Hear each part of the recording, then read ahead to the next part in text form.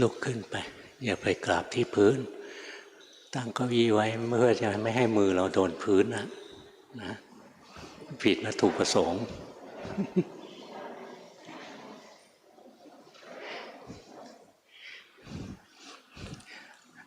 ยุคนี้ก็ต้องระวังนะฝึกตัวเองให้เคยชินระวังเรื่องมือเราไปจับโน้นจับนี้หลวงพ่อให้นั่งเก้าอี้เพื่อเราจะได้ไม่แตะพื้นจะได้เคยชินเอาไว้เราไม่รู้ว่ามันจะระบาดอีกหรือเปล่าก็ป้องกันตัวให้เคยชินเอาไว้ก่อน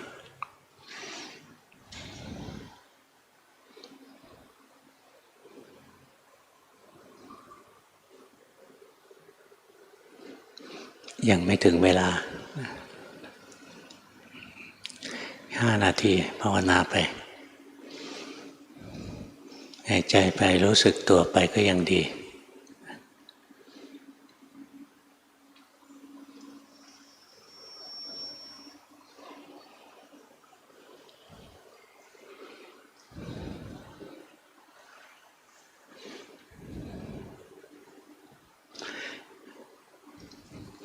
บางคนถามหลวงพ่อว่าเมื่อไหร่จะเปิดวัดนะก็เปิดมาตั้งหลายวันแล้วนะตั้งแต่วันที่1 สิงหาเปิดแล้วแต่เปิดแบบศูนย์การค้าหรือร้านอาหารนะเปิดได้แต่ว่าให้เว้นระยะใส่แมสระวังเรื่องมือของเรางั้นตอนนี้วัดเปิดแล้วนะไม่ใช่ปิด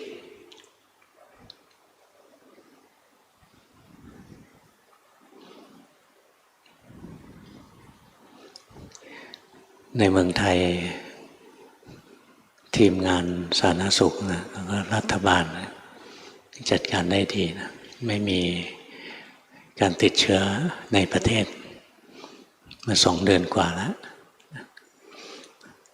แต่ต่างประเทศนะหนักหนาสาหัสนะรอบบ้านเรานะอย่างอินเดียในพวกนี้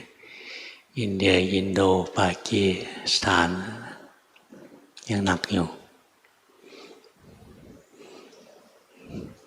เราก็ต้องระมัดระวังนะฝึกตัวเองให้มันเคยชินตัวที่จะช่วยเราได้มากก็เรื่องสตินั่นแหละพอขาดสติแล้วก็ล่วงแค่แก่เก่าอะไรไปเรื่อยๆถ้ามีสติไว้ปลอดภัย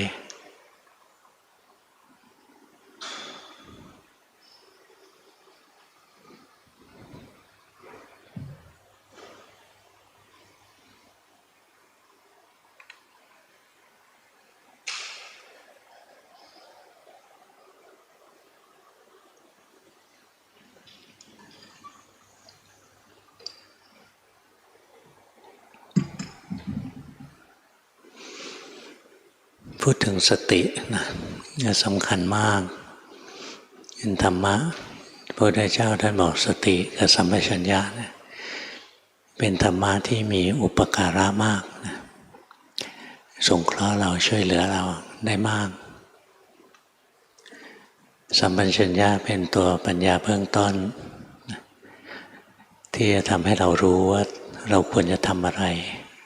ตอนนี้เราควรจะทำอะไรอะไรเหมาะกับเรา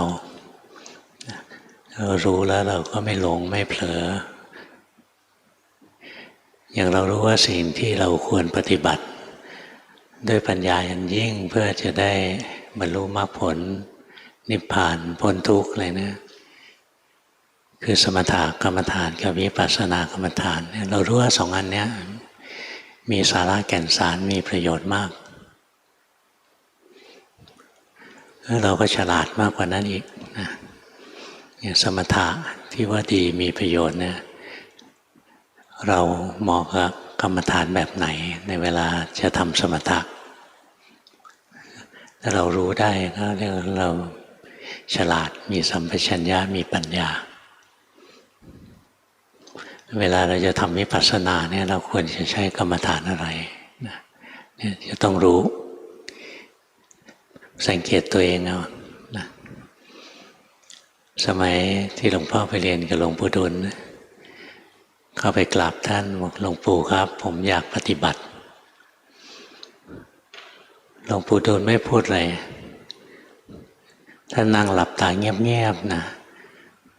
เกือบชั่วโมงลืมตามาแล้วท่านก็สอน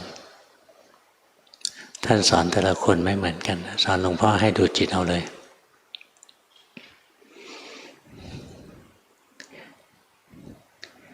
อันนี้ท่านมีความสามารถพิเศษนะแล้วท่านมีเวลาอย่างคนคนหนึ่งนะท่านดูร่วมชั่วโมงแล้วก็จะบอกเราว่าเราให้ทำกรรมฐานอย่างนี้อย่างนี้ถ้าเราทำตามที่ท่านบอกนะเราเจริญอย่างรวดเร็วเราดื้อไปทำอย่างอื่นทำไงก็ไม่ได้ผลนะนี่ครูบาอาจารย์อย่างนี้หลวงพ่อเห็นมีแต่หลวงปู่ดุลนะองค์อื่นท่านก็เคยสอนยังไงเคยภาวนามายังไงท่านก็สอนอย่างนั้นส่วนใหญ่นี่เราไม่มีครูบาอาจารย์จะมานั่งเฝ้าให้เรานะอย่างหลวงพ่อมาเฝ้าพวกเราไม่ไหวมาเรียนทีหนึ่งเป็นร้อยๆนะเอาเวลาที่ไหนไปนั่งดูให้ทีละคนหลวงพ่อเลยพยายามมาสอนหลักของการปฏิบัติให้เราอย่างการเลือกอารมณ์ของสมถกรรมฐานเนี่ยเราต้องดูว่าสติเราระลึกรู้อารมณ์ชนิดไหนแล้วจิตใจมีความสุขเราก็จะใช้อารมณ์อย่างนั้นเราดูตัวเองสมถกรรมฐานเนี่ยอารมณ์นะมันสารพัดจะใช้ได้อารมณ์บัญญัติ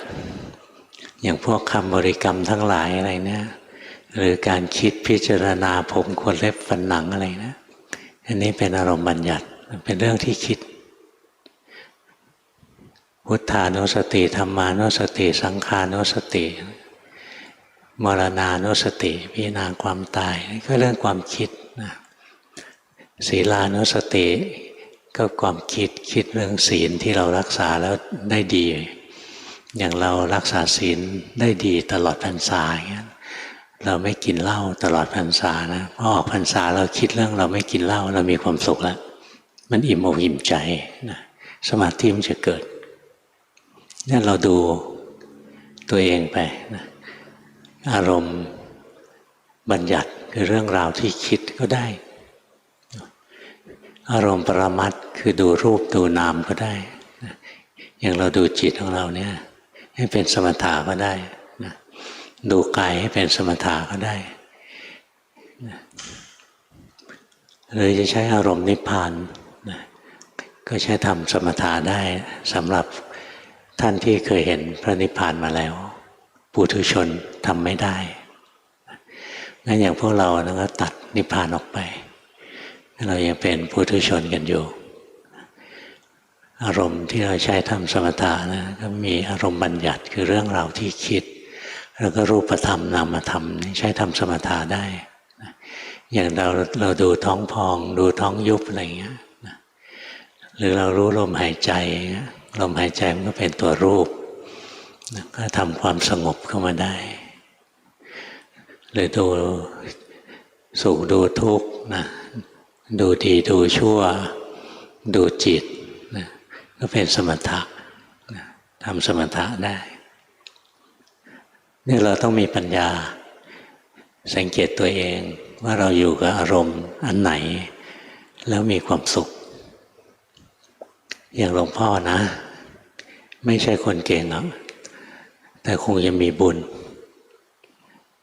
ตอนเด็กๆเข้าไปหาครูบาอาจารย์องค์แรกคือท่านพ่อหลีกรรมฐานที่ได้มาจากท่านพ่อหลีคือหายใจเข้าพุทหายใจออกโทแล้วมันเป็นกรรมฐานที่หลวงพ่อทำแล้วมีความสุขนะมันสอดคล้องกับจริตนิสัยหายใจเข้าพุทหายใจออกโทอะไรเงี้ยทำแล้วมีความสุขทุกวันนี้ก็ยังทำอยู่ตอนนอนก็ยังหายใจเข้าพุทหายใจออกโทไปเรื่อยๆนะบางทีก็ไม่นอนเอาเลยนะยันเช้าใจมันสว่างสบายแล้วค่อยมาง่วงตอนบ่ายๆนะนี่เราดูตัวเอง นี่พวกเราได้ยินว่าหลวงพ่อหายใจเข้าพุทหายใจออกโทเราจะมาทำอย่างหลวงพ่อบางคนทำแล้วอึดอัดไม่สบายนะอึดอัดหงุดหงิดอันนี้อย่าทำไม่เหมาะกับเราเราไปเลือกดูเราจะอยู่กับอารมณ์กรรมฐานชนิดไหนแล้วจิตใจมีความสุขเราก็เลือกอารมณ์กรรมฐานนั้นแหละไปสำรวจตัวเอง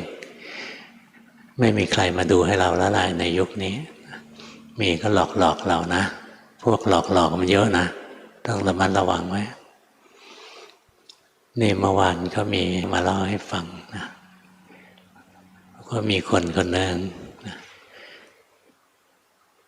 ชอบนั่งสมาธิ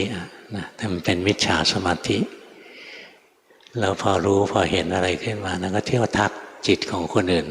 นะผิดบ้างถูกบ้างอะไรมั่วๆไปเรื่อยๆนะ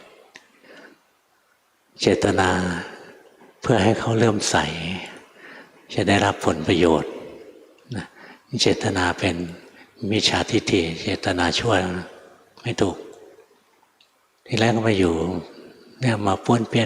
นอยู่แถวนี้หลวงพ่อไล่ไม่ให้มาสอนไม่ให้มาทักใครในวัดนี้นะเพราะมันมั่วแล้วก็มันทำให้คนเนี่ยติดพระพุทธเจ้าสอนให้เราพึ่งตัวเองไอ้นี่เราจะต้องคอยมาพึ่งคนที่บอกว่าจิตเราตอนนี้เป็นยังไงสติไม่เกิดนะสติของเราจะไม่เกิดเลยสติจะเกิดได้แต่ว่าจิตเราจำสภาวะได้ด้วยตัวของเราเองอย่างเราเป็นคนขี้โมโหเราดูจิตที่โมโหไปเรื่อยๆนะพอมันโมโหขึ้นมาต่อไปพอโมโหปุ๊บสติจะเกิดเองเลยนะต้องฝึกเอาเองไม่ใช่ให้คนอื่นมาบอกนะอย่างนี้มาหลอกให้เขาเริ่มใส่แสวงประโยชน์ไปนะได้ผลประโยชน์ได้อาหารได้เงินได้อะไรกินเข้าไปนะเหมือนกินถ่านไฟแดงๆกินเหล็กเผาไฟทุกวันนะ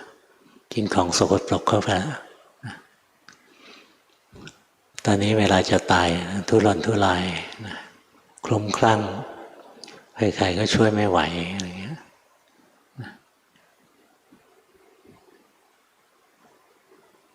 เราพยายามฝึกตัวเราเองอย่าหลอกตัวเองอย่าหลอกคนอื่นดูตัวเองไปอย่างได้ยินว่าหลวงพ่อทำอานาปานสติพวกเราไม่จำเป็นต้องทำอานาปานสติอย่างหลวงพ่อนะสังเกตตัวเองอย่างบางคนนะรักพระพุทธเจ้ามากคิดถึงพระพุทธเจ้าเรื่อยๆคิดถึงความดีของท่านเรื่อยๆแล้วมีความสุขเนี้ยอันนี้ก็ใช้ทำสมถะได้นะหรือเราคิดถึงคนซึ่งดีๆนะอย่างเราคิดถึงในหลวงองค์กรนะองค์กรท่านดีมานานหลายสิบปี70 ปีนะครองราชย์ทำประโยชน์เยอะเรานึกถึงความดีของท่านด้วยนะท่านช่วยพัฒนาชนบทช่วยคนยากคนจนอะไรเงี้ยนะช่วยหาแหล่งน้ำเอาไว้เลี้ยงประชาชนอะไรเงี้ยนึกถึงความดีของท่านแล้วมีความสุขนะใจเราก็ได้สมาธิหรือเรานึกถึงหลวงพ่อคูณนะจำหลวงพ่อคูณได้ไหมท่านชอบนั่งยองๆใช่ไหมพูดกูพูดมึงอะไรเงี้ยเห็นท่านแล้วเราอารมณ์ดีมีความสุขเรานึกถึงท่านนะใจเรามีความสุขมันก็ได้สมาธิขึ้นมาสมาธิชนิดที่หนึ่งนะเกิดจากการใช้อารมณ์ที่มีความสุขก็คือสมาธิชนิดที่จิตสงบนะจิตสงบงั้นเราไปดูตัวเองนะเราอยู่กับอารมณ์ไหนแล้วมีความสุขหลวงพ่อนะเมื่อก่อนเนี้ยใครเชิญไปงานต่างๆเนี่ยบางงานก็ไปด้วยความจำใจบางงานไปด้วยความเต็มใจงานที่ไปด้วยความจำใจงานแต่งงานเพื่อนจะแต่งญาติของเพื่อนจะแต่งหรือญาติเราจะแต่งอะไรเงี้ยเชิญไปร่วมงานนะเราเซ็งมากเลยมันหลงนะ ไปอยู่ท่ามกลางความหลงไม่ได้อยากไปเลยไปแล้วไม่มีความสุขนะแต่ถ้าไปงานศพนะจิตใจจะเบิกบานไม่ได้เป็นโรคจิตนะเห็นคนตายแล้วมีความสุขนะ แต่ว่าเวลาไปงานศพเนี่ยใจมันเข้าใจความเป็นจริงของชีวิตมากขึ้นนะเวลาไปงานศพนะจิตใจมันไม่ฟุ้งซ่านมันพิจารณาไปเนี่ยเดี๋ยวคนนี้ก็ตายต่อไปเราก็ตายเหมือนเขาแหละอะไรเงี้ยพิจารณาใจเราก็มีความสุขมีความสงบอย่างนี้เรียกว่ามรณานุสติตามระลึกรู้ความตายไปเลือกเอา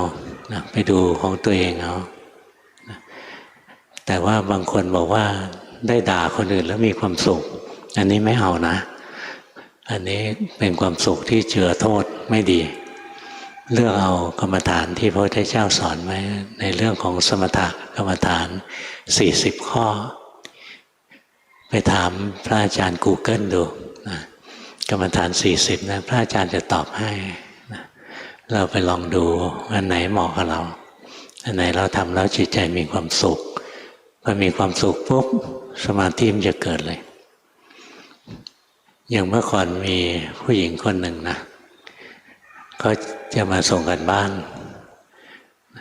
แต่เดิมเขาได้ยินหลวงพ่อพูดเรื่องหายใจเข้าพูดออกโทเขาพยายามพุทโธบ้างแล้วเขาไม่มีความสุขเลยพุทโธไม่มีความสุขสวดมนต์ก็ไม่มีความสุขเขาไปได้ยินบทสวดสรรเสริญเจ้าแม่กวนอิม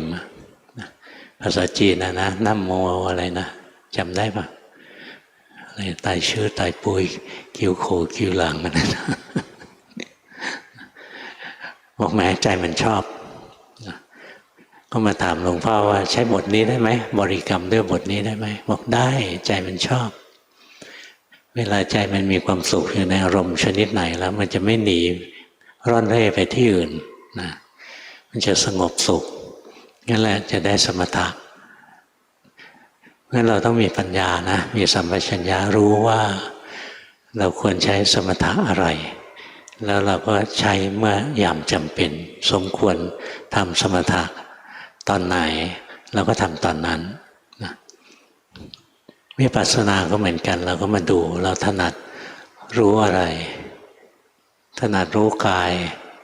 หรือถนัดรู้เวทนาหรือถนัดรู้จิตอะไรเงี้ยเลือกเอาสังเกตเอานะ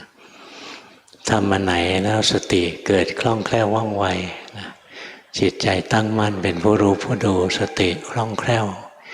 สภาวะนั้นเกิดเห็นปั๊บเลยนะแล้วดูเอาเองอย่างหลวงพ่อไปเรียนกับหลวงปู่ดูลนะ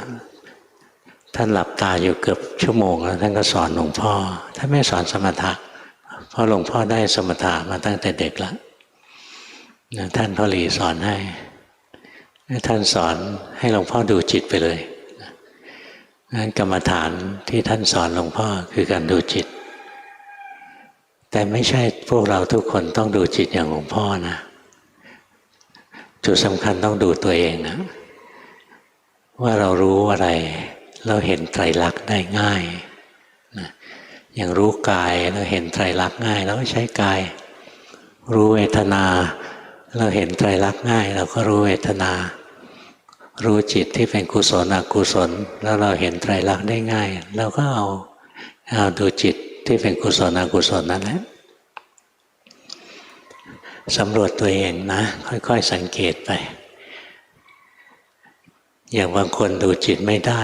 ดูจิตไม่ได้ก็ไม่ต้องไปดูมันดูกายไปเห็นร่างกายมันยืนเดินนั่งนอนจิตเป็นคนดูเห็นร่างกายหายใจจิตเป็นคนดูเห็นร่างกายเคลื่อนไหวร่างกายหยุดนิ่ง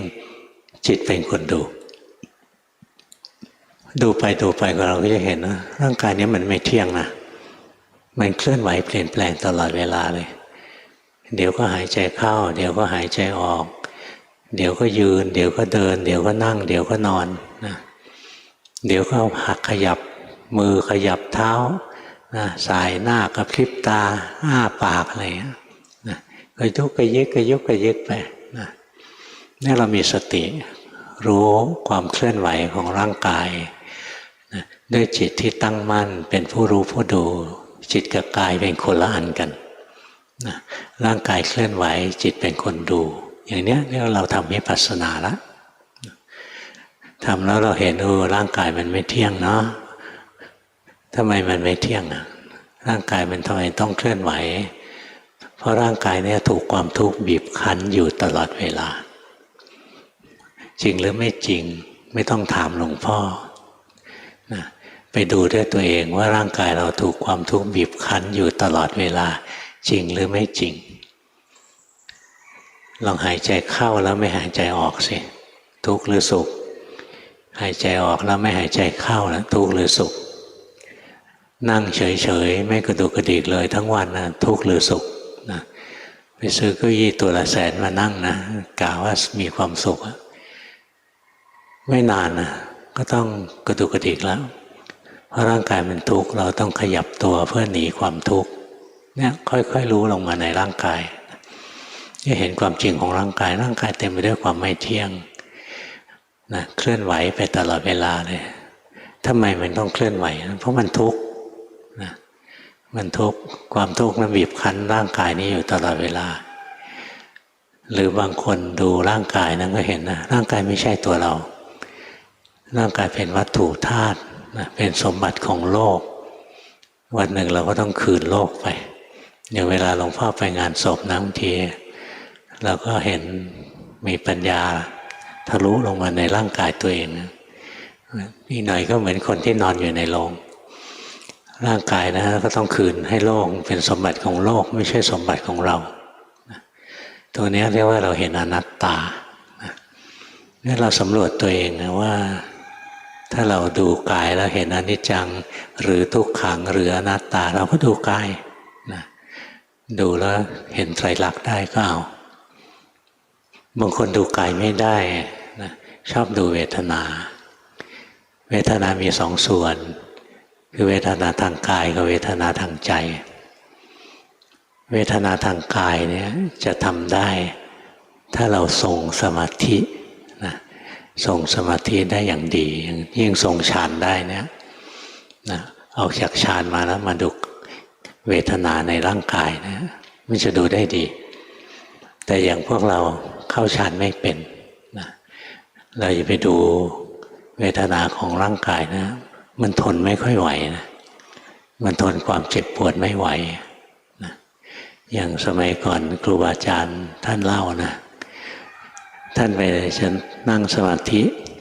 ท่านตั้งใจจะนั่งสมาธิที่แคร่ตัวเนี้ยอยู่ที่แคร่รู้จักแคร่ไหมแคร่ใครไม่รู้จักยกมือซิมีไหมไปดู Google จำไว้ก่อนนะถ้าท่านตั้งใจจะนั่งสมาธิที่แคร่นี้โต้รุ่งขึ้นไปนั่งนะปรากฏว่าไอ้แคร่มันเป็นแคร่ไม้ไผ่มันนั่งกดลงไปเนี่ยมันแยกตัวออกไปเสร็จแล้วมันหนีบก้นท่านได้นะหนีบก้นเจ็บนะแต่ท่านตั้งสัจจะไว้แล้วถ้าจะนั่งโต้รุ่งท่านก็นั่งจริงๆนะเจ็บยังไงก็ทนนะนั่งโต้รุ่งทรมานมากเลยทำไมท่านทนไหวจิตท่านทรงสมาธินะช่วงไหนที่เจ็บทรมานมากๆนะจิตมันจะทำสมาธิของมันเองนะมันก็ไม่เจ็บนะให้จิตมีกำลังของสมาธิคุ้มครองร่างกายอยู่จิตถอยออกมานะท่านก็ดูร่างกายเนี่ยร่างกายนี้ไม่ใช่ของดีของวิเศษนี่ท่านภาวนาอย่างนี้นะหรือบางองค์ท่านชอบนั่งขัดสมาธิเพชรรู้จักขัดสมาธิเพชรไหมใครไม่รู้จักยกมือซิมีไหมมีนะแต่บอกเดี๋ยวจะไปถาม Google ไม่อยากยกมืออายเขานั่งขัดสมาธิเพชรไหวอย่างนี้นะปวดนั่งแล้วปวดมากๆเลยหลวงปู่สิมนะท่านชอบให้นั่งขัดเพชรท่านเรียกนั่งขัดเพชรเวลาไปนั่งฟังเทศท่านเราจะรู้สไตล์ท่าน ลวงพ่อก็จะนั่งขัดเพชรนะท่านเทศชั่วโมงหนึ่งเราก็นั่งชั่วโมงหนึ่งนะแทบเป็นแทบตายก็ทนเอานะอดทนเพราะตั้งใจแล้วต้องทำให้ได้ตั้งใจแล้วต้องทำให้ได้ไม่ถอยนะมีครั้งหนึ่งเคยพาเพื่อนกันเรียกว่าเพื่อนเป็นงั้นนะความจริงแก่กว่าหลวงพ่อทั้งนั้นนะก็เป็นเพื่อนร่วมรุ่นสถาบันจิตวิทยาความมั่นคงหลวงพ่อนั้นเด็กเกือบที่สุดในรุ่นมีอีกคนหนึ่งเท่านั้นเด็กกว่าหลวงพ่อมีคนเดียวนอกนั้นแก่ๆนั่นเลยใกล้เกษียณไปเชียงใหม่ก็พากันขึ้นไปหลวงพ่อก็ชวนขึ้นไปถ้ำผาปล่องไปถึงก็หลวงพ่อเดินเร็วขึ้นไปถึงถ้ำก่อนตอนนั้นถ้ำทำลูกกรงปิดแล้วเหมือนประตูตึกแถวเป็นลูกกรงมองทะลุเข้าไปได้เห็นมีกรดกลางอยู่หลังหนึ่งในที่หลวงปู่สิมท่านนั่งประจำเราก็สงสัยหลวงปู่อยู่ที่ไหนเนี่ยมีพระเดินผ่านมานะถามหลวงปู่อยู่ไหมบอกอยู่ที่ไหนครับอยู่ในกรดเราก็ฟังแล้วงงมากหลวงปู่อยู่ในกรดเหรอนะหลวงพ่อเป็นคนหูไวตาไวนะหลวงปู่อยู่ในกรดทำไมเราไม่เห็นนะพอทั้งทีมแก่ๆเขาตามขึ้นมาทันท่านก็ออกจากกรดมาออกอยู่ในนั้นจริงๆแต่เรามองยังไงก็ไม่เห็นนะมองด้วยตาเนื้อก็ไม่เห็นนะมองด้วยมโนภาพอะไรก็ไม่เห็นนะมองไปไม่ถึงท่านออกมานะท่านก็ล้วงกุญแจมายิ้มหวานออกมาเลยบอกหลวงพ่อว่าเนี่ยขึ้นเขามาเหนื่อยๆนะหลวงปู่ก็เลยให้นั่งพักก่อนให้หายเหนื่อยนะไอ้ทีมที่ตามมาทีหลังยังเหนื่อยอยู่นะท่านไม่สนใจละนะเสร็จแล้วก็ท่านก็เทศให้ฟังท่านบอกให้นั่งขัดเพชรทุกคนนั่งนะท่านเทศไป5 นาทีก็เริ่มมีคนถอยออกไปแล้วสุดท้ายเหลือหลวงพ่อกับพี่คนหนึ่งนะพี่คนนี้แก่ๆวัดนั่งได้2 คนนะท่านเทศไปนั้นเสร็จแล้วท่านบอกเอาละพอแล้วสมาธิแตกกันหมดแล้วนะเสร็จแล้วท่านก็ถามไงนั่งขัดเพชรเป็นยังไงบ้างเดี๋ยวก็ตอบปวดครับปวดขาครับหลวงปู่ถามขามันบอกว่าปวดเหรอนี่ท่านสอนแล้วนะขามันไม่ใช่ตัวเราหรอกขามันไม่เคยบ่นเลยไอ้คนที่บ่นน่ะไม่ใช่ขาคนที่บ่นน่ะคือจิตเนี่ยท่านแทนที่ท่านจะบอกตรงๆนะท่านบอกท่านถามกลับมาประโยคเดียวว่าขามันบอกว่าปวดเหรอหลวงพ่อฟังปุ๊บนะเราหายปวดเลยจิตใจเบิกบานพี่เขาก็บอกปวดจริงๆครับผมไม่หลอกหลวงปู่หรอกครับแกไม่เข้าใจนะแกยังปวดอยู่งั้นอย่างถ้าเราตั้งสัจจะแล้วนะว่าตราบใดที่หลวงปู่ยังเทศอยู่เราจะนั่งขัดเพชรนะ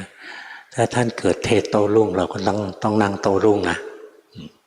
เพราะงั้นเวลาตั้งสัจจะอย่าตั้งทรงเดชตั้งในขอบเขตที่เราทำได้นะเนี่ยเราต้องเลือกนะกรรมฐานเราจะใช้อันไหนอะไรเงี้ยดูตัวเองดูเวทนาเนี่ยถ้าจิตไม่ส่งสมาธิจริงๆนะดูเวทนาทางกายไม่ได้หรอกนะอย่างมันมีคนต่างชาตินะโกเอนกาอะไรเนี่ยเขาสอนอานาปานสติก่อนนะก่อนที่จะมาดูเวทนาของกายเขาสอนอานาปานสติก่อนถ้าทำอานาปานสติไม่ได้เสลอไปดูกายนะไม่ไหวหรอกนะเดี๋ยวก็สติแตกทนไม่ไหวก็ได้แต่ทนเอามันไม่ได้ปัญญาสิ่งที่ได้คือขันติไม่ใช่ได้ปัญญาคนละเรื่องกันนะแต่ถ้าจิตทรงสมาธิจริงๆมันจะได้ปัญญาเงื่อนไขมันต่างกันนี่ถ้าเราดูเวทนาทางกายดูไม่ไหวหลวงพ่อแนะนำให้ดูเวทนาทางใจเว วทนาทางใจไม่ต้องเข้าฌานอย่างขณะเนี้ยใจเราสุขหรือใจเราทุกข์เราก็แค่รู้ไปแม้ตอนนี้มีความสุขรู้ว่ามีความสุขตอนนี้มีความทุกข์รู้ว่ามีความทุกข์ตอนนี้มันเฉยเฉยรู้ว่ามันเฉยเฉยแค่นี้แหละเฝ้ารู้เฝ้าดูไปเราก็จะเห็นเลยความสุขเกิดขึ้นนะเราไม่ได้เจตนาให้เกิดเลยอยู่ๆมันก็เกิดได้เองแล้วมันอยู่เราอยากให้มันอยู่นานๆมันก็อยู่ไม่ได้มันก็ดับเองเราควบคุมไม่ได้ตัวนี้เรียกว่าเห็นอนัตตานะหรือทีแรกเราเห็นใจเราเฉยๆอยู่มาความสุขผุดขึ้นมานะแล้วความสุขก็ดับไปอะไรเนี่ยเราเห็นอนิจจังเนี่ยดูอย่างนี้ก็ได้นะเห็นอนิจจังก็ได้เห็นอนัตตาก็ได้ดูให้เห็นทุกขังยากนะถ้าจะดูให้เห็นทุกขังของนามธรรมโดยเฉพาะของตัวจิตผู้รู้เนี่ยต้องทรงฌานนะงั้นดูไม่ได้สติแตกเหมือนกันเพราะว่า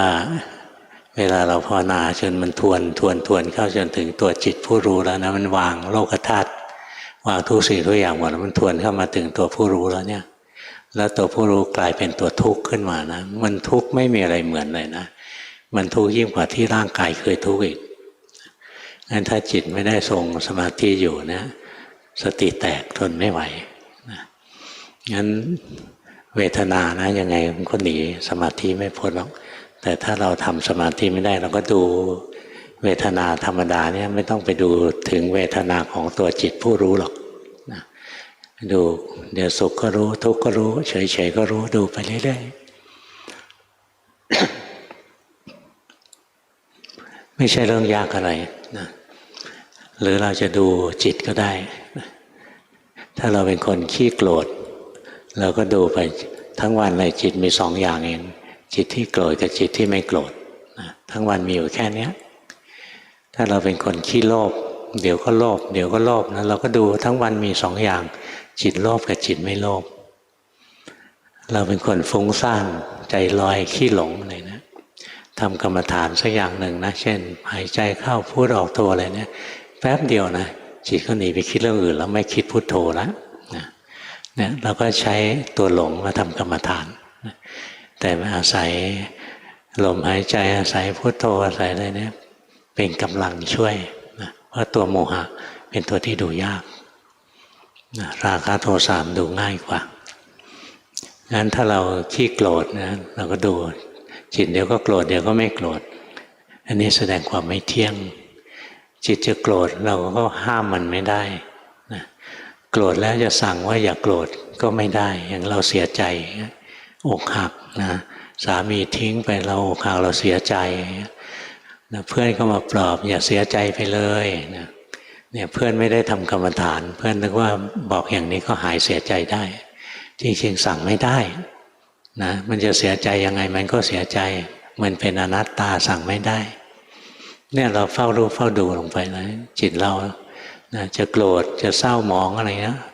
ห้ามไม่ได้สั่งไม่ได้นี่คืออนัตตาเนี่ยเราสังเกตตัวเองว่าเรารู้กายหรือรู้เวทนาหรือรู้จิตนะ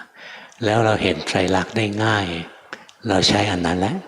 ในการทำวิปัสสนากรรมฐานนะไม่ต้องมาถามหลวงพ่อนะหลวงพ่อดูให้ไม่ไหวหรอกนะสังเกตตัวเองช่วยตัวเองให้มากๆหน่อยนะเนี่ยพยายามฝึกตัวเองนี้ทุกวันไปนะชีวิตเราก็จะรุ่งเรืองขึ้นเรื่อยๆคุณงามความดีที่ไม่เคยมีมันก็จะมีขึ้นนะความชั่วที่เคยมีอยู่มันจะค่อยๆลดค่อยละไปนะเพราะเราได้ปฏิบัติธรรมนะตอนไหนควรเจริญวิปัสสนาได้มีกำลังพอเราก็ทำวิปัสสนาทำวิปัสสนาไม่นานหรอกกำลังก็จะหมดจิตก็ไม่มีแรงเราก็มาทำสมถะนะสลับกันไปอย่างนี้ส่วนใหญ่อาจจะเป็นการทำสมถะนะแล้วก็มีกำลังขึ้นมาเดินปัญญาได้นิดหน่อยได้ทีละนิดนะแต่อย่าดูถูกนะปัญญาทีละนิดนะตอนที่อริยมรรคเกิดเนี่ยโลกุตระปัญญาเกิดขณะจิตเดียวเท่านั้นเองนิดเดียวไม่เกิดเยอะหรอกนะงั้นเราพยายามสะสมของเราไปนะมีสตินะ มีสัมปชัญญะรู้ว่าตอนนี้ควรทำสมถะตอนนี้ควรทำวิปัสสนาทำสมถะเนี่ยควรจะใช้อารมณ์อะไรทำวิปัสสนาควรจะใช้กรรมฐานตัวไหนใช้อารมณ์ตัวไหนเนี่ยตัวนี้เรียกสัมปชัญญะแล้วก็มีสติคอยระลึกรู้นะอารมณ์ระลึกรู้จิตของเราไปเรื่อยๆจนกระทั่งมันเห็นไตรลักษณ์นะทีนี้เราก็จะเจริญได้ชีวิตเราก็จะดีขึ้นดีขึ้นแต่ถ้าวันๆนะเราไม่สนใจเราสะสมแต่กิเลสนะอย่างบางคนที่เล่าให้ฟังนะแกล้งหลอกคนอื่นเขาทายจิตคนโน้นคนนี้หลอกคนโง่เขาพากันหลงนะหลงหาเงินหาทองอะไรก็ให้เขาอะไรเงี้ยบางคนก็ทายโน่นทายนี่นะมีหลายชนิดบางคนก็ทายเราว่าเจ้ากรรมนายเวรของเราคือคนนี้ให้ไปขอขมาเขาแล้วกรรมฐานจะดีขึ้นนะทำไมมันดีขึ้นได้เพราะเราได้ตอบสนองความโง่ของเราแล้วนะพอเราไปขอขมาเขาเราก็สบายใจใช่ไหมเราเนี่ยอาจารย์เราบอกแล้วเราคนนี้เป็นเจ้ากรรมนายเวรกับเราให้เราไปขอเข้ามาเพราะเราไปขอเข้ามาเราสบายใจพอสบายใจแล้วอะไรจะเกิดขึ้นสมาธิจะเกิดขึ้นใช่ไหมไม่ใช่เพราะการขอเข้ามาเจ้ากรรมนายเวรนะแต่เป็นเพราะสบายใจนะเนี่ยสิ่งที่พระพุทธเจ้าสอนนะมันสมบูรณ์ด้วยเหตุด้วยผลนะเจ้ากรรมนายเวรของเราถ้าตอนนี้เกิดอยู่ในอเวจีอย่างเงี้ยเราจะไปขอเข้ามาได้ยังไงใช่ไหมก็เที่ยวโมเมคนโน้นคนนี้อะไรเงี้ยไปเราก็เชื่อนะแล้วมันก็ทำมาหากินไปนะหลวงพ่อก็ไม่ได้ว่าอะไรหรอกเพียงแต่เตือนคนที่บอกว่าเป็นลูกศิษย์หลวงพ่ออย่าลืมสิ่งที่พระพุทธเจ้าสอนสิ่งที่เป็นเจ้ากรรมนายเวรของเรานะชาวพุทธเนี่ยคือสิ่งที่เรียกว่าชนะกกรรมชนกกรรมกรรมที่ทำให้เราเกิดนี่แหละเรียกว่าตัวเจ้ากรรมนายเวรตัวจริงนะเจ้ากรรมนายเวรทำให้เราเกิดมาหน้าตาอย่างเนี้ยนะมียีนที่กำหนดไว้ว่าพออายุถึงเท่านี้จะต้องเป็นโรคอย่างนี้อย่างนี้อะไรเงี้ยนะนี่แหละตัวเจ้ากรรมนายเวรนะแก้ได้ไหมแก้ไม่ได้นะเราเป็นทายาทของกรรมนะคือของเจ้ากรรมนายเวรของเรานั่นแหละมันส่งผลให้เรามาเป็นอย่างเนี้ยมันต้องเป็นนะแล้วชาวพุทธจะทำยังไงชาวพุทธก็คือเมื่อมีกรรมส่งผลให้เราเจอสถานการณ์ปัจจุบันอย่างนี้เราทำกรรมใหม่ที่ดีให้ยิ่งขึ้นไปอิทธิพลของกรรมใหม่เนี่ยมันจะลดอิทธิพลของกรรมเก่าที่ไม่ดีลงไปนี่คือหลักของชาวพุทธนะไม่ใช่วิ่งเที่ยวขอเข้ามาคนโน้นขอเข้ามาคนนี้มันนันเซนส์นะจริงหรือเปล่าก็ไม่รู้แล้วทำไมเจ้ากรรมนายเวรของเราเป็นคนทั้งนั้นเลยอ่ะทำไมไม่เป็นผีนรกอ่ะทำไมไม่เป็นเปรตเนี่ยไปขอเปรตตัวนี้ไม่เห็นมีเลยนะเหมือนเรื่องระลึกชาติอ่ะระลึกกันจริงเชียวนะบางคนก็เป็นพระนเรศวรอะไรเงี้ยล้วนแต่คนใหญ่คนโตทั้งนั้นอ่ะระลึกไม่เห็นมีระลึกเลยนะเคยเป็นหมาขี้เลื้อนอดข้าวตายอยู่ข้างวัดอย่างเงี้ยไม่มีใครระลึกอ่ะระลึกทีไรใหญ่ทุกทีเลยเพราะอะไรระลึกอย่างนั้นมันสนองกิเลสนะกิเลสมันพาระลึกไปนะงั้นอย่าไปงมงายอะไรสิ่งเหล่านี้นะเป็นชาวพุทธทั้งทีพยายามมีสติอยู่กับปัจจุบันนี่แหละของจริงที่ไม่หลอกลวงใจเราเดี๋ยวก็สุขเดี๋ยวก็ทุกข์เดี๋ยวก็ดีเดี๋ยวก็ร้ายอันนี้จริงหรือไม่จริงจริงเห็นไหมไม่มีทางหลอกลวงเลยร่างกายเรามันมีความทุกข์บีบคั้นอยู่ตลอดนะจริงไม่จริงเนี่ยมันไม่มีอะไรที่มาขวางกั้นเอาไว้ได้เลยนะกับความจริงเหล่านี้ได้งั้นธรรมะของพระพุทธเจ้าเนี่ยไม่มีทางเถียงเลยนะธรรมะอะไรที่ดูกำกวมเนี่ยไม่ใช่ของพระพุทธเจ้านะที่กำกวมต้องอาศัยเชื่อคนโน้นเชื่อคนนี้นะท่านไม่ได้สอนให้เชื่อคนโน้นคนนี้ขนาดตัวท่านเองเป็นพระพุทธเจ้าท่านบอกอย่าเชื่อว่าเราตถาคตเป็นคนบอกแล้วต้องเชื่อนะขนาดพระพุทธเจ้าท่านยังไม่ให้เชื่อท่านเลยท่านให้พิสูจน์ด้วยตัวเราเองแล้วเราก็พร้อมที่จะไปเชื่อคนอื่นมันไม่ใช่ความฉลาดเลยนะ ไม่ใช่ชาวพุทธที่แท้จริงเลยนะงั้นเราค่อยๆดูนะเครื่องมือของเราคือสติกับสัมปชัญญะสติเป็นตัวรู้ทันว่ามีอะไรเกิดขึ้นในกายมีอะไรเกิดขึ้นในใจสติตัวนี้ไม่ใช่สติธรรมดาแต่เป็นสติปัฏฐานนะสัมปชัญญะเป็นตัวปัญญาตัวที่รู้ว่าอะไรมีสาระแก่นสารอะไรสมควรแก่เรานะสมถะกับวิปัสสนาเนี่ยมีสาระแก่นสารแล้วอันไหนสมควรแก่เราเช่นหลวงพ่อเนี่ยสมถะเนี่ยอานาปานสติสมควรนะจะทำวิปัสสนาเนี่ยเมื่อก่อนดูจิตเรานะดูไปเรื่อยๆต่อไปก็ดูได้หมดแหละนะทีแรกก็เริ่มต้นดูอันใดอันหนึ่งไปก่อนเนี่ยเรารู้ตัวเราเองนะวินยูชนรู้ได้ตัวเองค่อยภาวนาไปเห็นไตรลักษณ์ไปตอนนี้ฟุ้งซ่านทำความสงบเข้ามาอะไรเงี้ย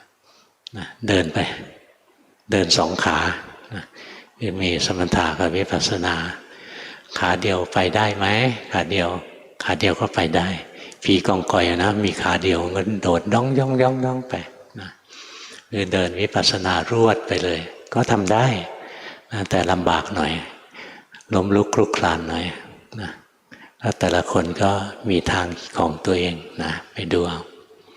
าสมควรแก่เวลาแล้วนะเชิญใครจะถาม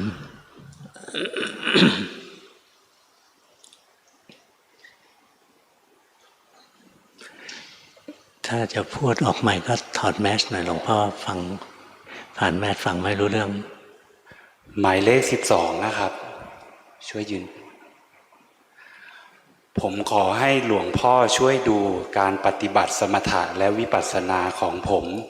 เพื่อหลวงพ่อจะได้แนะนำการปฏิบัติที่ถูกต้องให้ผมได้ปรับปรุงและพัฒนาต่อไปครับทำสมถะให้หลวงพ่อดูสินั่งลง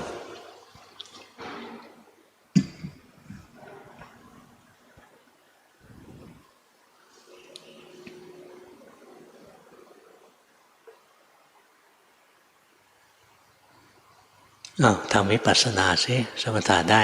นะทำวิปัสสนา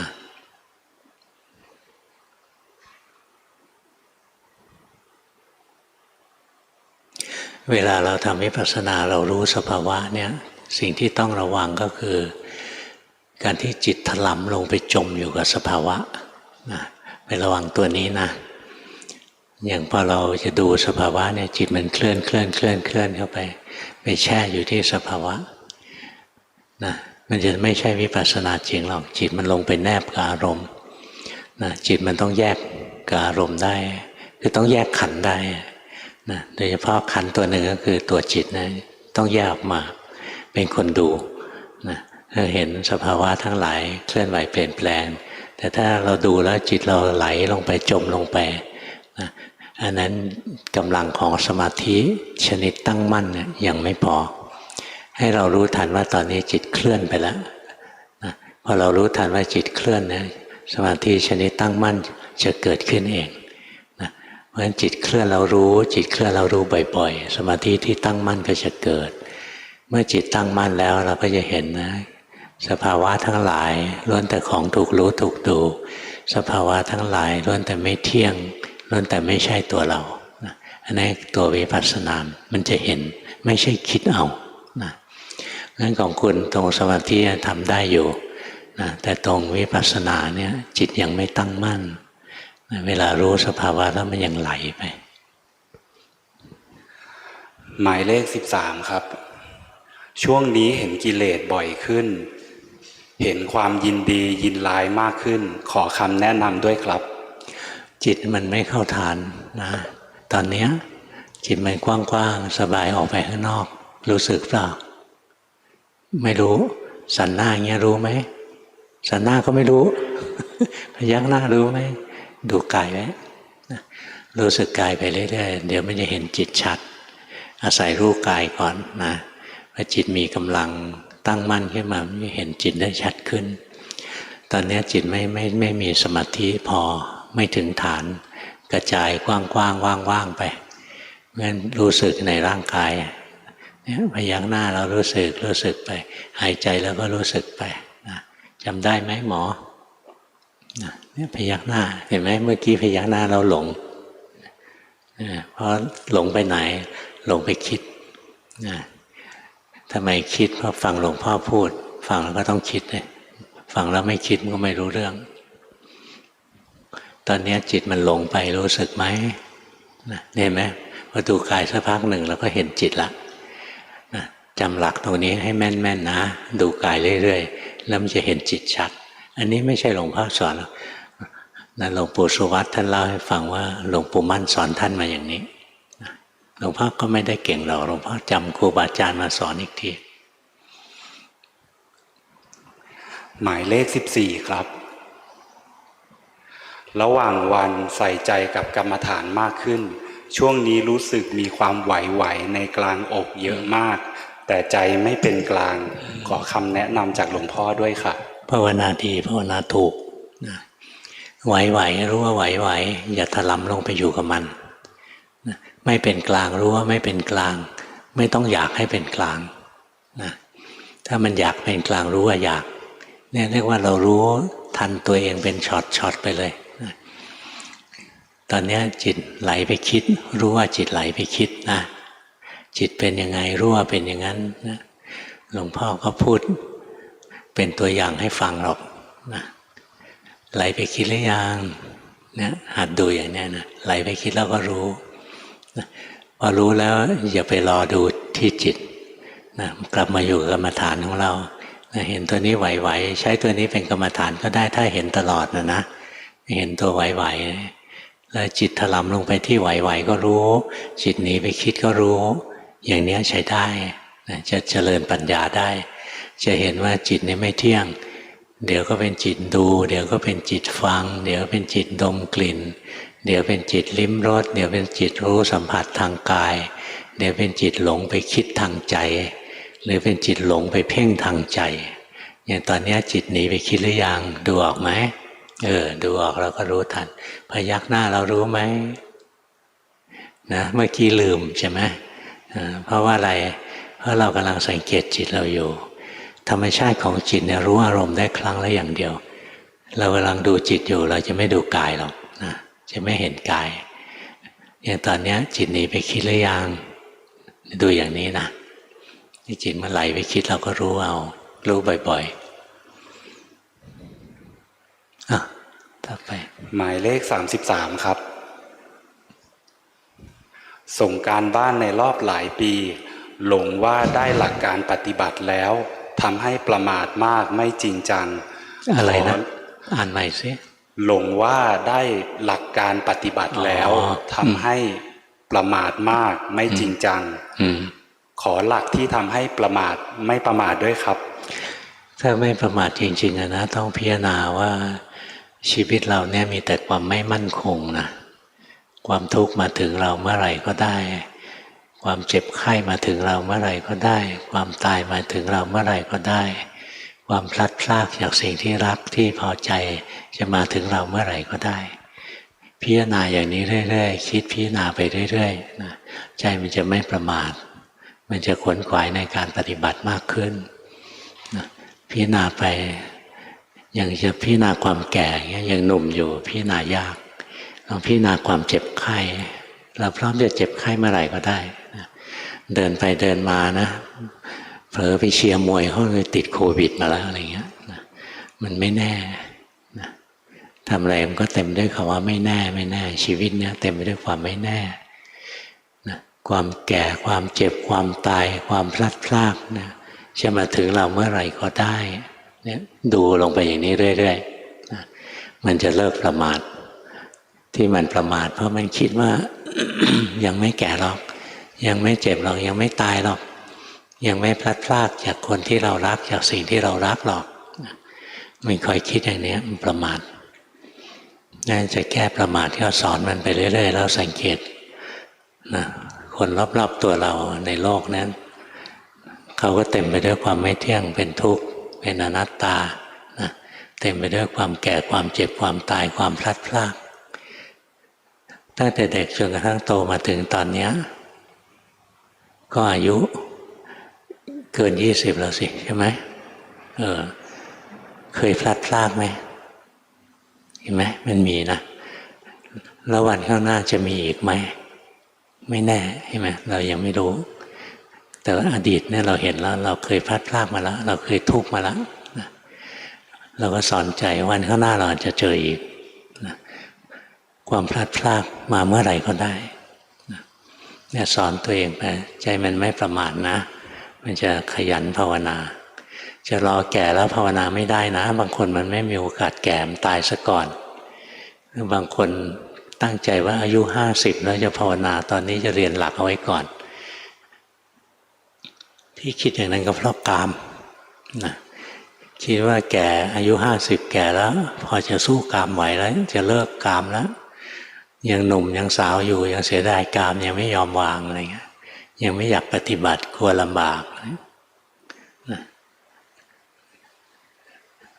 บอกให้อย่างหนึ่งพอแก่แล้วเนี่ยภาวนายากนะยังหนุ่มยังสาวเนี่ยรีบภาวนาเข้า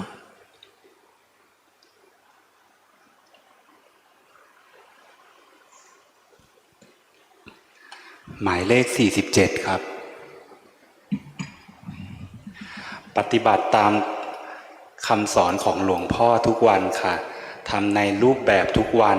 ระหว่างวันมีสติรู้บ้างหลงบ้างขอหลวงพ่อเมตตาช่วยชี้ทางในการเพิ่มสมาธิที่เหมาะสมแก่ลูกด้วยค่ะ เราฟุ้งซ่านเก่งนะ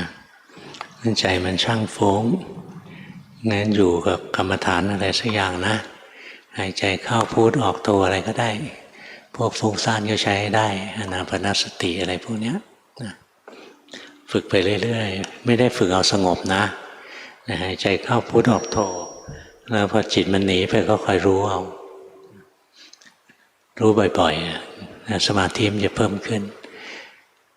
ถามได้ตรงประเด็นนะถามว่าจะทำสมาธิเพิ่มขึ้นได้ยังไงนะเพราะจริงๆแล้วใจเราฟุ้งซ่านนะถามได้ตรงกับปัญหาของเรางั้นเราก็ไปทำนะ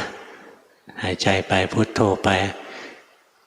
ไม่ได้มุ่งที่ความสงบมันสงบของมันเองถ้าอยากสงบมันจะไม่สงบหมายเลข66ครับมีปกติฝึกในรูปแบบเป็นประจำโดยการนั่งสมาธิวันละประมาณ45นาทีระหว่างวันก็หมั่นรู้กายรู้ใจเนืองๆในบางครั้งจะเจอว่ามีความฟุ้งซ่านมีความกังวลใจในเรื่องต่างๆเพิ่งมีโอกาสได้มาส่งการบ้านหลวงพ่อเป็นครั้งแรกอยากให้หลวงพ่อช่วยชี้แนะการปฏิบัติค่ะฟุ้งซ่านก็รู้ว่าฟุ้งซ่านไปนะแต่จุดสำคัญคือรู้ปัจจุบันรู้จิตใจของเราที่เป็นปัจจุบันอย่างขณะนี้ใจเราแน่นๆนะใจเราหนักแน่นๆอะไรเงี้ยเราตื่นเต้นเราก็กดเอาไว้นะเราก็รู้ทันงั้นการปฏิบัติเนี่ยรู้ทันจิตใจของเราที่เป็นปัจจุบันไปเรื่อยๆดีก็ได้ร้ายก็ได้สุขก็ได้ทุกข์ก็ได้สงบก็ได้ฟุ้งซ่านก็ได้อะไรก็ได้เรารู้อย่างที่มันกำลังเป็นอยู่นะตามรู้ตามดูไปอย่างตอนเนี้ยใจหนีไปคิดหรือเปล่ารู้ไหมเนี่ยใจมันหนีไปคิดแล้วเราก็รู้นะนี่หลวงพ่อกำลังฝึกพูดอยู่รู้ไหมว่าแทนที่หลวงพ่อจะบอกว่าใจหนีไปคิดแล้วนะหลวงพ่อก็เปลี่ยนเป็นใจหนีไปคิดหรือเปล่านะใจหนีไปคิดหรือยังนะต้องเปลี่ยนภาษาซะหน่อยให้ไพเราะนะแล้วตอนนี้ใจหนีไปคิดหรือยังอย่างนั้นแหละนะพยักหน้าก็รู้สึกนะพยายามไปสมาธิเรายังไม่พอนะใจมันยังฟุ้งอยู่นะหมายเลข78ครับสมาธิไม่ดีฟุ้งซ่านง่ายหลับแล้วฟุ้งซ่านมากและรู้สึกว่าหลับแล้วจิตอยู่ข้างนอกเห็นกิเลสแล้วชอบคิดวิเคราะห์ขอหลวงพ่อเมตตาให้คำแนะนำด้วยครับเวลามันคิดวิเคราะห์นะก็รู้ทันว่ามันกำลังฟุ้งซ่านอยู่มันคือความฟุ้งซ่านวิปัสสนาคือการเห็นกายอย่างที่กายเป็นเห็นใจอย่างที่ใจเป็นนะแต่ถ้าเราไปเห็นสภาวะแล้วเราก็คิดต่อ มันเป็นอย่างนี้มันไม่เที่ยงมันเป็นทุกข์อะไรเงี้ยอันนี้คิดเอาฟุ้งซ่านนะแล้วก็พยายามให้จิตใจอยู่กับเนื้อกับตัวทำกรรมฐานไว้สักอย่างหนึ่งจะหายใจก็ได้อะไรก็ได้นะหายใจแล้วก็บริกรรมไปพุทโธหายใจเข้าพุทออกโธฝึกเรื่อยๆไปนะแล้วเวลาจิตมันหลงเราจะได้รู้ได้เร็วขึ้นเร็วขึ้นเราหายใจไปพุทโธไปไม่ใช่เพื่อที่จะไม่ให้หลงหลงก็ได้แต่หลงแล้วรู้ไวๆหน่อยนะเท่านั้นแหละอย่างตอนนี้นี่คนจีนใช่ไหมมันตอนนี้พูดยากว่ะมันดีเลยไทม์ตั้ง40 วินาทีนะแปลสดแล้วอย่างนี้ค่อยมันหน่อยนะเวลาใจเรากระชอกไปกระชอกมานะกระโดดไปกระโดดมาเนี่ยเราคอยรู้ไปเรื่อยๆนะพุทโธพุทโธไปนะถ้าใจมันกระโดดไปกระโดดมาก็รู้แล้วก็ไม่ไปแก้ไขกลับมาพุทโธต่ออย่างเงี้ยนะเราจะไม่บังคับจิตตัวเองนะแต่จิตเป็นยังไงรู้ว่าเป็นอย่างนั้นนะนี้เราจะรู้จิตได้ดีโดยไม่หลงยาวเราก็ต้องมีเครื่องอยู่กับกรรมฐานของเราอยู่กับพุทโธอยู่กับลมหายใจอะไรอย่างเงี้ยนะอย่างตอนเนี้ยจิตหลงไปคิดหรือยังเนี่ยดูอย่างเนี้ยนะใช้ได้ปัญหาใหญ่ตอนนี้ก็คือจิตยังฟุ้งซ่านเพราะงั้นต้องมีกรรมฐานแล้วจิตเคลื่อนไปเรารู้จิตเคลื่อนเรารู้ฝึกบ่อยๆนะไม่ใช่ทำกรรมฐานแล้วห้ามจิตเคลื่อนนะถ้าห้ามจิตเคลื่อนใจจะเครียดอันนั้นใช้ไม่ได้เอาแค่เคลื่อนเรารู้เคลื่อนเรารู้แค่นี้พอนะหมายเลข79คนสุดท้ายครับเมื่อหลับตาจิตจะไปเพ่งจ้องที่ศีรษะบ่อยๆเพราะทำให้เกิดความสุขจิตติดความสุขนี้และไม่อยากให้จิตเคลื่อนไปที่อื่นอันนี้ต้องแก้ไขหรือไม่และขอหลวงพ่อเมตตาตรวจสอบความก้าวหน้าของการภาวนาด้วยครับก็ก้าวหน้านะจิตใจน่าจะมีกำลังมากขึ้นเห็นไหมพูดไพเราะนะ จิตใจดูมันมีเรี่ยวมีแรงมากขึ้นนะใช้ได้เขาถามว่าอะไรนะอีกแล้วจิตจะไปเพ่งจ้องที่ศีรษะบ่อยๆทำให้เกิดความสุขจิตติดความสุขนี้และไม่อยากเคลื่อนไปที่อื่นครับนะจิตมันติดในความสุขมันมีความสุขอันแรกมีความสุขรู้ว่ามีความสุขนะตัวที่หนึ่งมีความสุขรู้ว่ามีความสุขตัวที่สองพอใจในความสุขติดใจในความสุขรู้ว่าพอใจรู้ว่าติดใจนะแล้วดูไปที่ตัวความพอใจเปลี่ยนจากดูที่ตัวสุขนะมาดูที่ตัวพอใจในความสุขเราจะเห็นว่าความพอใจเนี่ยมันไม่เที่ยงนะดูอย่างนี้นะอย่าไปดูที่ตัวความสุขมีความสุขแล้วมันพอใจดูที่ตัวพอใจรู้ว่าตัวพอใจเกิดแล้วเลยเราจะเห็นว่าตัวพอใจตั้งอยู่ชั่วคราวแล้วก็ดับไปจิตเป็นกลางจิตเป็นกลางแล้วเราจะรู้ความสุขต่อก็ได้หรือจิตจะไปรู้อย่างอื่นก็ได้พอเราเป็นกลางแล้วเราไม่ติดในตัวสุขใจเราก็จะไม่โน้มเพราะไปหามันเฝ้ามันไว้ทั้งวันนะไม่ขึ้นหัวทั้งวันจำได้ไหมอันแรกมีความสุขรู้ว่ามีความสุขอันที่สองพอใจในความสุขรู้ว่าพอใจทีแรกเราดูที่ความสุขนะพอเราเกิดความพอใจในความสุขเราเปลี่ยนจากดูความสุขมาเป็นดูความพอใจนะดูที่ความพอใจรู้เฉยๆความพอใจก็เกิดแล้วก็ดับนะใจเราก็จะเป็นกลางกับความสุขเนี่ยค่อยๆฝึกไปต่อไปมันจะไม่ติดตัวสุขหรอกแล้วพอภาวนามากขึ้นมากกว่านี้นะเราจะรู้ว่าตัวสุขไม่มีมันมีแต่ตัวทุกข์ไอ้ความสุขก็เป็นความทุกข์อย่างหนึ่งนะความสุขเกิดขึ้นนะเป็นภาระของจิตใจเรานะเราจะเห็นในตัวสุขมันพึ่งพาอาศัยไม่ได้หรอกมันเป็นตัวทุกข์นะค่อยๆฝึกนะเป็นขั้นๆไปขั้นนี้แค่ว่ามีความสุขรู้ว่ามีความสุขนะพอใจในความสุขรู้ว่าพอใจนะความพอใจก็จะเกิดดับให้เราดูฝึกอย่างนี้ก่อนนะแล้วค่อยมาส่งกันบ้านเพิ่มหมดแล้วหรือหมดแล้วเชิญ อย่าลืมเช็คเอาท์นะ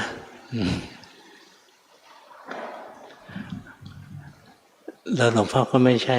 ว่าไล่พวกเราต้องกลับทันทีนะหลวงพ่อแค่บอกว่าพร้อมจะกลับได้เมื่อไหร่ก็กลับไปเถอะมารวมกันอยู่ในวัดมันใกล้ชิดกันนะพยายามฝึกตัวเองให้เคยชินที่จะเว้นระยะไว้พยายามฝึกตัวเองให้เคยชินที่จะไม่เอามือไปป้ายพื้นป้ายอะไรนะฝึกตัวเองให้ดีวันข้างหน้าเราอาจจะจำเป็นต้องใช้นะถ้าโรคมันระบาดขึ้นมาอีกเพราะในโลกเนี้ยประเทศอื่นๆมันระบาดนัวเนียไปหมดแล้วนะของเรายังดีนะยังไม่ระบาดรอบสองขึ้นมาก็ต้องระวังฝึกตัวเองให้ชินที่จะรักษาตัวเองให้ได้เชิญกลับบ้าน